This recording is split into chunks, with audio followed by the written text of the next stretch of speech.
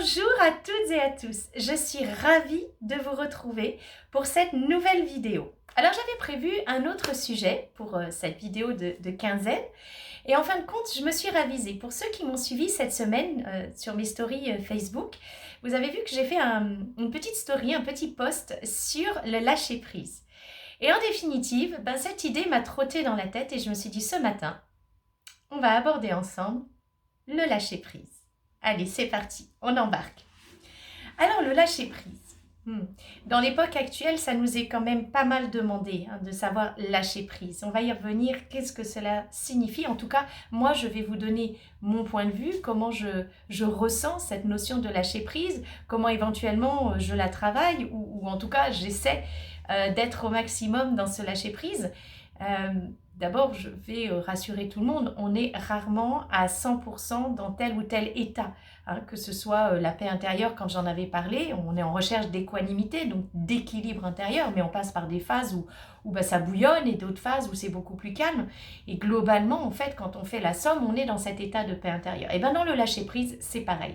C'est-à-dire qu'il y a des moments où on va encore être dans une certaine forme de résistance et de vouloir le contrôle. Et puis, dans d'autres cas, on va être dans cette pleine et entière capacité de lâcher-prise. Et tout ça s'équilibre et c'est juste et c'est parfait. Parce que c'est comme ça que nous fonctionnons et que c'est comme ça que nous sommes amenés à nous accepter, à nous accueillir avec bienveillance et avec amour pour nous-mêmes. Alors, avant d'aborder cette notion de lâcher prise, je voudrais revenir sur pourquoi est-ce que c'est si difficile, pour certains, pas pour tous, il y en a qui... Pourquoi est-ce que c'est si difficile d'être dans le lâcher prise ? Alors, le lâcher-prise, il relève, en tout cas l'absence de lâcher-prise ou la difficulté de lâcher-prise relève d'une nécessité ressentie d'être dans le contrôle de tout, c'est-à-dire le contrôle de son environnement, le contrôle des événements qui vont venir interférer avec notre vie. Quelquefois, ça relève même du contrôle des personnes qui nous entourent. Voilà, c'est typiquement en lien avec cette volonté et ce désir de contrôler. Alors, pourquoi est-ce qu'il y a ce désir de contrôler dans la maîtrise des situations, des vécus, des ressentis, des relations à l'autre? Eh bien parce que en fait, la personne qui est dans cet état, cette volonté, cette recherche permanente du contrôle de soi, du contrôle de l'autre, de la maîtrise des situations qui entourent, de l'environnement, eh bien parce que très souvent, c'est en lien avec ce que l'âme est venue expérimenter. Et vous savez que ça, c'est mon petit dada à moi, parce que très souvent, je vous rappelle à ce dialogue intérieur que nous avons avec cette nature divine qui nous habite, donc cette âme qui est là, que nous véhiculons par notre condition humaine incarnée dans ce corps. Et l'âme est venue expérimenter, guérir, solder, mettre en lumière, transmuter des choses. Voilà, c'est contractuel. Voilà, au moment où on lui a dit tu viens, non je viens pas, si tu viens, puis tu viens avec ça, ok, je viens avec ça, elle a signé et on y va.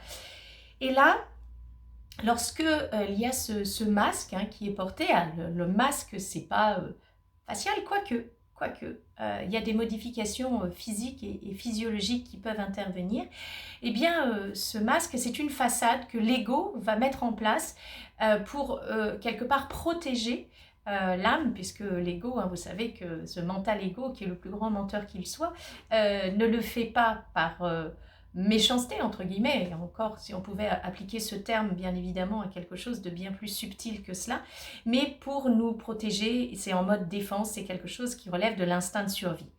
Eh bien le mental ego va afficher ce masque du contrôlant. Pourquoi ? Parce que l'âme derrière est venue expérimenter l'une des 5 grandes blessures qui existent pour l'âme, qui est la blessure de trahison. Je vous rappelle les 4 autres qui sont le rejet, l'abandon, l'humiliation et l'injustice. Eh bien, le masque du contrôlant, il relève de cette blessure de trahison que l'âme est venue expérimenter pour pouvoir guérir et ainsi transmuter vers quelque chose de beaucoup plus lumineux. Alors, il ne s'agit pas de se dire « je ne vais être que lumière ». Non, nous sommes ombre et lumière. Et il s'agit en fait d'accueillir, d'accepter cette part de nous qui est un petit peu plus sombre, un petit peu en déséquilibre, un petit peu en souffrance, en peine, et qui porte cette blessure de trahison. Voilà, petit lapsus. Donc cette blessure de trahison. Alors, nous portons en nous, en général, les 5 blessures. Elles vont être prépondérante pour certains sur l'abandon, sur d'autres le rejet, et puis on y trouvera la trahison, l'injustice, la trahison, l'humiliation, en plus de 2 grandes blessures. Ce travail sur les blessures, il se fait tout au long de la vie. On va aller effectivement débusquer cette blessure, comprendre comment elle se met en place, et puis à partir de là, eh bien, il s'agit d'accueillir avec bienveillance, avec compréhension, et vous savez que ça, je vous l'ai déjà présenté dans d'autres vidéos, que cette compréhension de soi, elle amène à la compassion pour soi, c'est-à-dire souffrir avec, être dans l'acceptation que ça peut être souffrant. Et derrière, une fois qu'on a cette acceptation, que l'on va donc mettre du baume sur ce qui est souffrant, et bien derrière, on peut être dans cet amour sans condition pour soi, c'est-à-dire accueillir aussi cette part souffrante de soi. Et c'est ainsi que progressivement, et bien petit à petit, on va guérir ces blessures couche après couche parce qu'elles sont accumulées. Quelquefois, elles sont en plus des héritages du transgénérationnel. Je vous invite à aller vous intéresser aussi à ce qui s'est passé chez vos ascendants avant que vous ne vous incarniez. Et bien évidemment, eh bien, on retire couche après couche ce qui est souffrant en lien avec cette blessure.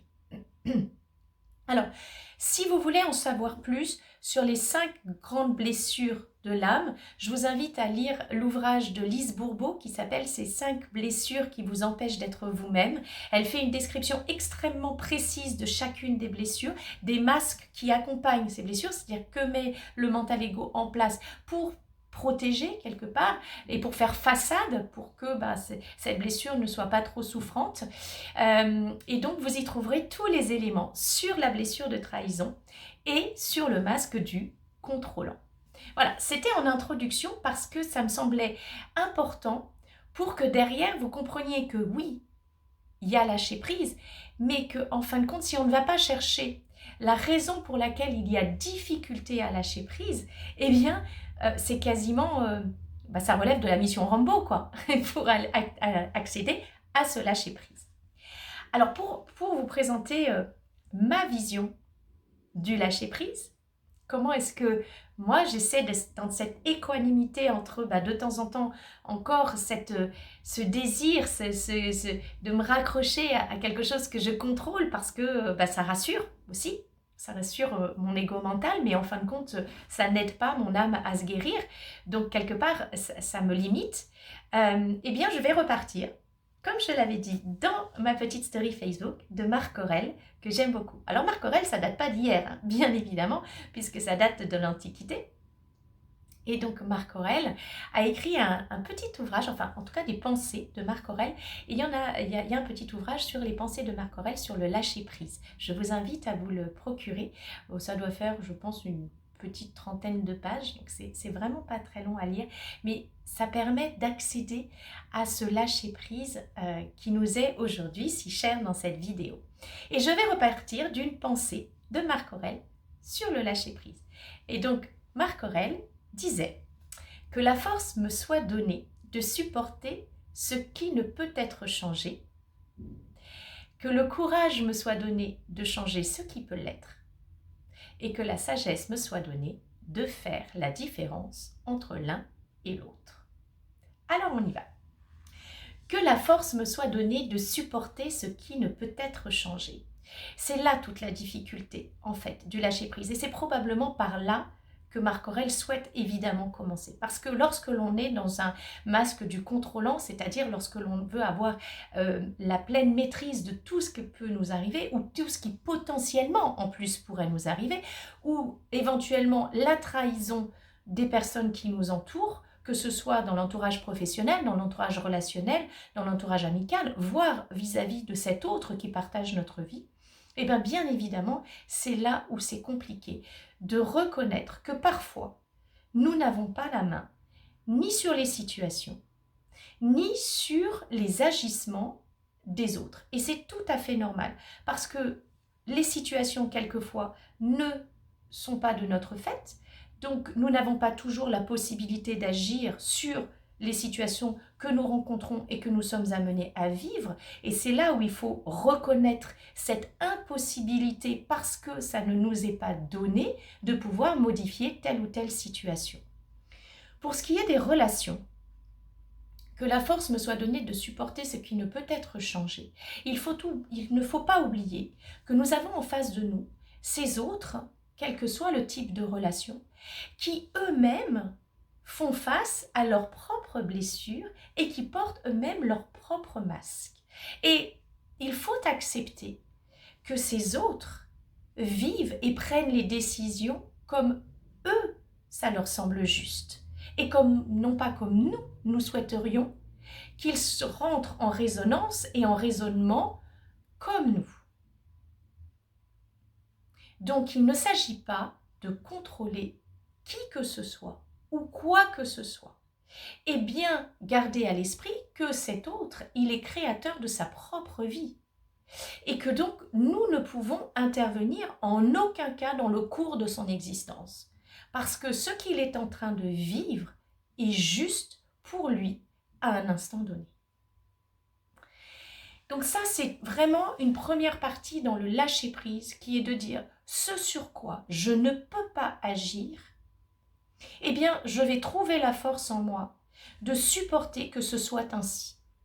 Et de me dire que, de toute façon, si telle situation m'est présentée ainsi et que je ne peux pas la changer, si telle relation se déroule ainsi et que je ne peux rien y changer, si ce n'est peut-être me changer moi, et on y reviendra juste après, eh bien dans ces cas-là, c'est de se dire que ce qui est vécu comme situation, comme relation, est nécessairement juste aussi pour soi dans l'instant donné. Et que c'est de toute façon le mieux que l'on puisse faire, le mieux que l'on puisse vivre à cet instant précis. Donc ça, c'est la première partie de cette pensée de Marc Aurèle que je vous partage pour essayer d'aller vers ce lâcher-prise. La deuxième pensée, c'est donc que le courage me soit donné de changer ce qui peut l'être. Bon, alors là, c'est de reconnaître que quelquefois, nous avons effectivement une part de responsabilité non négligeable dans les situations qui nous sont proposées, dans l'évolution des relations que nous entretenons avec notre entourage. Ne perdez pas de vue que tout ce qui nous arrive à l'extérieur n'est que le reflet de ce que nous vivons à l'intérieur. Et que cette âme qui nous anime, anima, au sens animal latin du terme, qui donne vie, qui anime, eh bien, elle est venue expérimenter quelque chose. Et donc là, si effectivement, il y a des comportements, il y a des situations, il y a de l'interrelation et de la communication sur laquelle vous pouvez changer quelque chose parce que c'est en vous changeant vous-même que vous allez changer ce qui se passe à l'extérieur de vous, eh bien là, vous aurez tout le courage pour le faire. Donc quelque part, c'est aussi accepter, et ça c'est souffrant, d'aller regarder à l'intérieur qu'est-ce qui a généré un déséquilibre et qui a fait que dans cette situation, dans ce moment de relation à l'autre, vous avez été amené à revêtir de nouveau le masque du contrôlant. Et c'est là où ça devient intéressant. C'est de s'arrêter un instant et de dire « Ok, là tu veux à nouveau contrôler. Là tu veux être à nouveau dans la séduction. Là tu veux... Qu'est-ce qui te fait peur? Pourquoi est-ce que tu as peur d'être trahi? Qu'est-ce qui se met en place? Quelle dynamique? » Et on revient à soi, encore et toujours. Parce que c'est en se changeant à l'intérieur que ce qui se passe à l'extérieur va changer, nécessairement. Donc voilà cette deuxième partie de la pensée de Marc Aurèle, qui est que le courage me soit donné de changer ce qui peut l'être. Et la dernière partie, qui n'est pas des moindres, est que la sagesse me soit donnée de faire la différence entre l'un et l'autre. Et ça, c'est peut-être la partie la plus subtile, la plus ardue, c'est de savoir à nouveau s'arrêter sur la situation, écouter ce qui se passe dans la relation à l'autre et se dire « Ok, est-ce que là j'ai la main ou est-ce que j'ai pas la main? Est-ce que je peux faire quelque chose ou est-ce que je ne peux rien faire? Alors, je dois avouer que souvent, il y a des situations qui relèvent d'un tiers sur lesquelles on ne peut pas agir directement sur la situation. En revanche, on va pouvoir agir sur la manière dont nous abordons le fait de ne pas pouvoir agir. La manière dont nous abordons cette situation qui nous échappe parce que c'est quelqu'un d'autre qui détient la clé. Et c'est accepter aussi, quelque part, de remettre le cours des choses à une situation, à un tiers, qui peut être un tiers identifié, qui peut être une institution, qui peut être le fonctionnement même d'un pays, on le voit en ce moment. Donc c'est aussi accepter que quelquefois, on n'a effectivement ni la maîtrise, ni le contrôle sur ce qui est en train de se dérouler. Et c'est vraiment de se poser cette question, est-ce que je peux faire quelque chose pour que la situation change? Alors, je dois avouer que de manière assez récurrente sur le changement personnel, on va pouvoir répondre oui. C'est-à-dire qu'on va aller se regarder et dire ok, on va prendre un peu de recul. On va accepter que cette fois-là, on ne puisse rien contrôler. Donc on va se changer soi-même. Et en changeant soi, derrière, la situation va nous apparaître sous un autre angle, sous une autre perspective. Un petit peu comme si au tarot, vous aviez tiré le pendu. Vous savez, cette carte qui nous invite à regarder les choses d'une autre manière. C'est un petit peu ce que nous invite à faire Marc Aurèle dans la 3e partie de cette pensée, qui est que la sagesse me soit donnée de faire la différence entre l'un et l'autre. Voilà, c'est cette sagesse, ce recul de dire ok, cette situation me dérange, elle frictionne en moi, elle me procure de l'inconfort. Pourquoi est-ce qu'elle me procure de l'inconfort? Et est-ce que réellement j'ai moyen de changer les choses? Voilà, et dans ces cas-là, avec ces 3 pistes, je pense que déjà vous pouvez amorcer quelques pas vers le lâcher-prise. En tout cas, j'espère que cette vidéo vous aura apporté quelques éclaircissements. Encore une fois, ça n'est que mes ressentis que je vous partage, un peu de mon expérience. J'espère que vous y trouverez de l'écho. N'oubliez pas de liker parce que ça booste ma chaîne, de vous abonner si ce n'est pas encore fait et surtout de partager afin que d'autres puissent bénéficier de ce que vous avez entendu si vous pensez que ça pourra leur être profitable. Et enfin, je remercie toutes les personnes qui ont regardé mes vidéos précédentes, ça me fait vraiment chaud au cœur. N'hésitez pas à commenter parce que ça me permet moi aussi d'évoluer. Je vous demande simplement de la bienveillance dans vos commentaires et moi je vous retrouverai très bientôt pour une prochaine vidéo sur Naturel. À très bientôt!